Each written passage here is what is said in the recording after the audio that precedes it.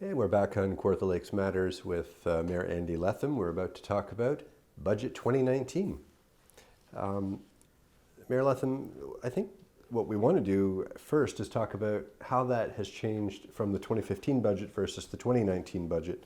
I'd like to contrast those. Maybe you could give us an idea of how maybe they're the same, how they're different. Or... Sure. Yeah, it's been quite a different process and quite a different budget. I mean, when 2015 was the past council, my first term, coming forward with the budget, we really were up against it back then. We had a bit of a $15 million gap in the services we were supplying and how we were going to pay for them. Previous councils had burned through a lot of money in reserves, over 30 million in reserves over the previous 10 years to fund projects, to push. We pushed a lot of things down the road. We need 3 snowplow trucks instead of buying 3. Let's buy 1. It's more affordable.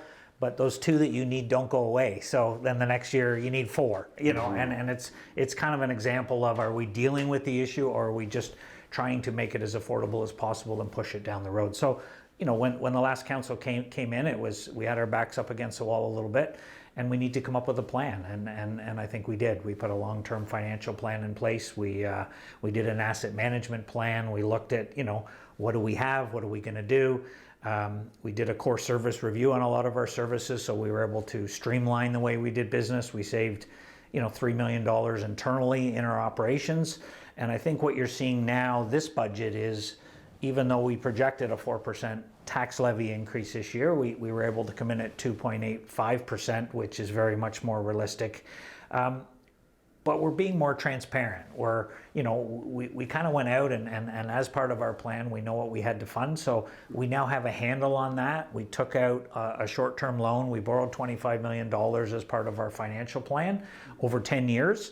And a lot of people weren't overly thrilled with that idea. Are we going further into debt? But keep in mind, it's a fixed loan. It's a fixed loan at a very reasonable interest rate. We're going to take that money, and in 10 years, we're going to have caught up on our assets, but we're also going to have paid that loan back off. So it's not debt, we're just adding. It kind of reminds me of somebody with a house who can't afford to fix their roof, and their basement's leaking, but what they do is they go out on their credit line and they borrow some money, and they fix everything at once, and then they have a manageable payment moving forward. And that's exactly what we did. The only difference is our house costs $3.2 billion, in assets that we have. So That's kind of a great example of how we sort of looked at the problem. How are we going to get caught up? When you look at where we were and where we are now moving forward financially as a city, there's really no comparison to the financial shape that we're in and the options that we will have moving forward as a result of some of these tough decisions this council's made. I was just going to ask, so if you project ahead to to a budget that many years from now, what can you see being done? What can you see? Well, with this long-term financial plan, we're going to be caught up on our infrastructure. Right. We're going to be, the stuff that we had put off, we're not putting it off anymore. We know we have this much in assets as a city. We now know what it costs to look after this much assets as a city. So we have an affordable plan on how we're going to pay for it. So once we're caught up, which should be in the next 4 or 5 years, we're totally caught up where we need to be. Then if we keep within that, that model, that affordability model, there should be no reason why we don't have cost of living tax increases moving forward. But the best part about that is we're spending the money on the areas that we can improve on. I mean, we're putting way less money now into our operations than we are into the capital portion of our budget. So we're spending less on operations and more on capital. So we're spending money on our roads and our bridges and our buildings and our arenas, and spending less on working on the stuff like operating as a city, how we do business. So and more into reserves. Right. Which for long term we drained our reserves. So now we're actually, as part of this plan, it's to put more money back into our reserves, so that when we have uncontrollable costs, and we can ride it out. There's a lot of things beyond our control as a municipality. When you don't have reserves, you struggle with that every year. When the provincial government cuts back a little bit on funding on some level, you have to find it somewhere. If you have adequate reserves, you can sort of ride that out. When you have a little bit extra, you put it in your reserve. When you have a little bit less, you take it out of your reserve. But the residents see a much more stable forecast moving forward, and I think we're there. Well, let's talk for a second about all the services that the city provides, and really it's an increasing number of services, isn't it? Yeah, it is. Something Yeah. 200 or We so. have over 200 services we provide. Please don't ask me to name them all.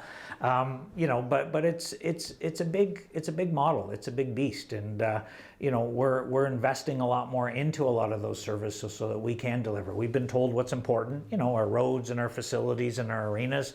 So we now have a plan moving forward where we're spending more on our roads than we ever have. I mean, we're going to spend $50 million on our roads this year.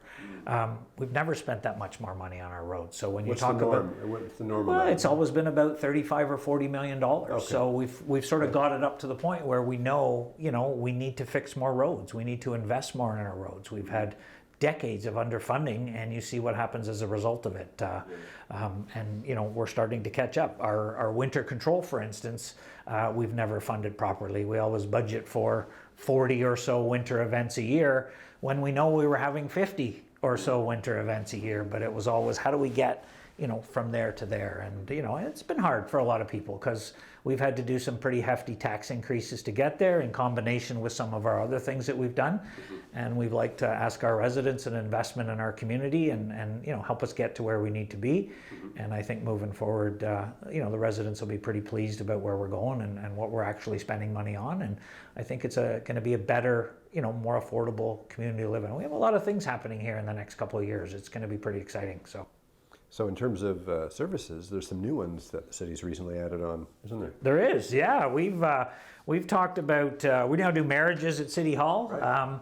They used to do hangings at City Hall when it was an old courthouse, and now we do marriages. So I think we're heading in the right direction in that regard. So yeah, we're trying to do a leaf and yard pickup, for instance, is another one that we're still going to pick that up from residents and unlimited supply. But if they want to take it to the landfill, we've increased that from approximately 10 bags to about 25 bags that they can now bring brush at no charge to the municipality. So, as we move forward on some of these services, we're looking at ways we can do things a little bit better. And how do we, reach out and give value, I guess, to our residents, while at the same time trying to be as efficient as possible. So it's not always an easy balance, but it's a balance we're striving for.